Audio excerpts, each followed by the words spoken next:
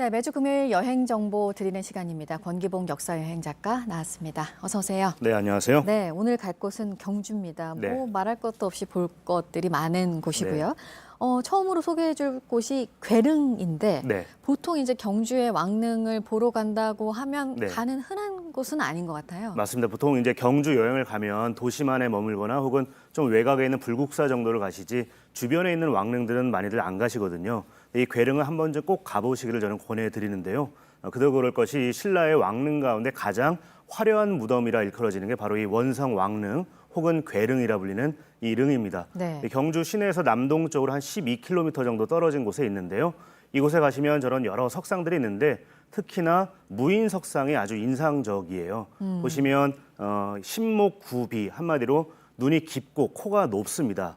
한반도 사람이라기보다는 보통 소구드인으로 우리는 추정을 하고 있는데요. 소구드는 지금의 이란계의 민족으로 추정이 되는 사람들인데 중앙아시아에서 무역에 종사했던 아주 특출났던 민족이 소구드인입니다. 그들이 중국과 교류를 많이 했지만 이 신라까지도 교역을 함께 하지 않았겠느냐 하는 이제 추정이 가능해지는 대목이 바로 이 원성 왕릉에 있는 이 무인 석상들인데요.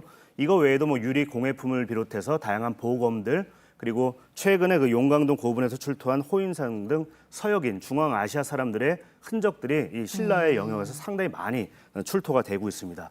보통 우리가 신라 하면 한반도의 동남쪽 끄트머리에 있다 보니까 좀 해외와의 교류가 좀 안 되지 않았겠느냐 하는 편견을 가질 수가 있는데요. 사실은 육로길로 혹은 바닷길로 상당히 많은 교역을 해왔고 그런 과정 속에서 새로운 것들을 받아들이면서 이걸 커스터마이징하고 그런 와중에 이제 문명과 문화를 발전시켜가지 않았겠느냐 하는 추정을 확인할 수 있게 해주는 대목이 아닐까 싶어요. 실제로 우리 흔히 알고 있는 왕 오천축 국전을 쓴 해초 스님도 네. 지금의 충남 당진 혹은 경기도 평택 일대에 있던 항구에서 출항을 해서 중국 광저우를 거쳐서 지금 베트남, 말레이시아 등을 지나서 말라카협, 벵골만 해서 이제 인도로 간 걸로 추정이 되거든요. 한마디로 바닷길을 통해서 그 네. 수많은 교류가 이어졌음을 이제 확인할 수 있는 곳이 바로 이 경주의 괴릉이 아닌가 싶습니다. 네. 괴릉에 이어서 이제 문무대왕릉 네. 여기는 이제 많이들 아십니다. 수중의 능이 만들어진 이유가 또 있잖아요. 맞습니다. 이 신라 같은 경우는 이민족의 침입으로부터 상당히 자유롭지 못했던 그런 나라 중에 하나였는데요. 문무왕 같은 경우는 아버지 태절 무열왕의 업적을 이어받아서 고구려를 멸망시키고 이제 삼국 통일을 이뤄낸 그런 인물입니다. 이분이 이제 사망할 때 그 삼국사기에 따르면 자신이 이 바다에 묻혀서 외구의 침입을 막겠다라는 이야기를 했다고 하는데 실제로 아들인 신문왕이 용이 된 아버지가 드나들 수 있게끔 저렇게 동해에서도 한 200m 앞에 떨어진 바닷속 한가운데다가 릉을 만든 걸로 알려져 있습니다. 이 수중 릉을 보기 위해서는 이견대를 한번 찾아가 보시면 좋은데요. 이경대. 예, 지금 네. 이견대에서 이제 바라보는 풍광입니다. 아, 네. 동해의 아주 멋진 모습뿐만 아니라 수중 릉도 보실 수가 있고요. 또 근처에 봉길리 해변의 아주 고즈넉한 모습도 한 번에 확인하실 수 있는 곳이 바로 이견대입니다. 네. 네. 경주에도 바다를 보면서 걸을 수 있는 길이 있다고요? 네, 해파랑길이라고 해서 부산에서부터 강원도 고성, 통일 전망대까지 있는 네. 도보길이 있는데요. 그 중에서 10에서 12코스가 이 네. 경주를 지납니다. 잠깐 전에 말씀드린 그 문무대왕릉을 비롯해서 또 가문사지 석탑도 이 코스 안에 있고요. 해서 이곳을 따라 걷다 보면은 이 자연의 신비로움 그리고 문화의 향유를 함께 하실 수 있는 곳이 바로 해파랑길의 10에서 12코스입니다. 특히나 이곳 같은 경우 만날 수 있는 것 중에 또 특이한 게 뭐가 있냐면 주상절리가 있는데요. 주상절리는 이제 분출한 용암이 서서히 식으면서 육각 기둥 형태로 이 암석이 굳은 걸 가리키는데요. 보통은 수직으로 서 있습니다만 이곳은 세계적으로 드물게 가로로 이 주상절리가 있는 그런 곳이 이 읍천에 있습니다. 또 이 읍천 항 주변을 걷다 보면 또 벽화 마을도 있고요. 네. 소박한 시골 음식도 맛보실 수 있으니까 한 번쯤 꼭 가보시기를 추천해드립니다. 네. 황룡사지는요. 저도 네. 가봤지만 좀 황량한 그런 느낌이 있잖아요. 신라 네. 전성기 때 만들었지만 지금은 또 터밖에 없어서. 네, 맞습니다. 사실 지금은 황량한 모습이지만 원래 그 불타기 전의 모습은 상당히 거창했던 걸로 이제 알려져 있는데요. 동서 너비가 무려 288m에 달했고 또 남북간으로도 한 281m나 됐던 총 면적이 한 2만 평이 넘는 그런 사찰이 바로 이 황룡사였었습니다. 동양 최대 사찰로 알려져 있는데요. 신라 진흥왕 때부터 짓기 시작해서 4대 왕에 걸쳐서 93년간이나 지었던 그런 어마어마했던 곳이 바로 이 황룡사입니다. 지금은 저렇게 그 절터로만 남아 있는데요. 바로 몽골 침입 때 불탄 나머지 폐허로 남아 있지만 저곳에 가시면 저렇게 돌 무더기들이 있는데 그것이 그 당시에 그 영화로움을 보여주는 아주 중요한 흔적들입니다. 9층 목탑이 흔적이 남아 있는 건데요. 저렇게 불상의 이제 좌대에서부터 다양한 주춧돌까지 어마어마한 것들이 많이 있는데요. 무려 높이가 88m 정도, 현대 건물로 치면 한 20층 빌딩 정도의 규모로 일컬어지는데요.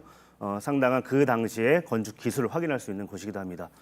다만 이제 말씀하신 것처럼 지금 가면 저렇게 뭐 꽃밭 정도 혹은 풀밭 정도만 남아 있을 뿐인데 오히려 저런 황량함이 이 영화로 어떤 신라를 한번 상상하게 해주는 아주 중요한 또 기회를 마련해 주는 것 같기도 해요. 네. 주변에 중앙선 열차길이 있어서 마침 뭐 무궁화 열차가 지나가면 그 감상이 좀 배가 되는 느낌을 받으실 수 있을 겁니다. 네.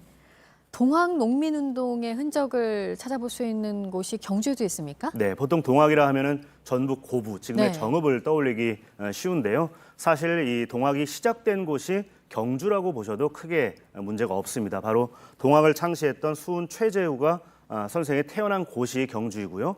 또 그가 그 수도 정진했던 용담정이 있는 곳이 경주이고 마지막으로 그가 사망하고 묻힌 묘가 있는 곳이 바로 경주입니다. 바로 이 처음에 말씀드린 괴릉에서는 정반대쪽, 그러니까 경주에서 북서쪽으로 조금 떨어진 가정리라는 곳에 있는 이 동학의 성지인데요. 동학 같은 경우는 단순히 어떤 그 역사 사건으로 우리가 알고 있지만 당시의 평민과 노비들, 즉 서민 대중을 사회적으로 정치적으로 각성시켜낸 아주 중요한 근대사적 의미에서의 인권의 아주 중요한 계기가 됐던 게 이 동학이었거든요.